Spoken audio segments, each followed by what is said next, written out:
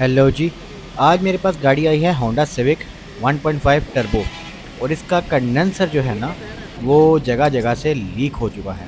और ये कंडेंसर, इसके मॉडल में प्रॉब्लम आई थी, कंडेंसर इसका गल जाता है। ये आप देख सकते हैं, ये एक जगह से लीक है, फिर ये दो तीन जगह से लीकेज शो कर रहा है। और हम इसमें जो पार्ट यूज़ कर रहे हैं वो है जेन्युइन, जो कि कायहन मेड इन थाईलैंड का पार्ट आता है। और होंडा जो है इसकी का पार्ट जो है ना, अपने सब गाड़ियों में यूज़ करती है एयर कंडीशनिंग में। और ये कंडेंसर आप देखें, ब्रांड न्यू। इसका कंडेंसर से पहले हम इसका रेडिएटर वॉश कर रहे हैं जी।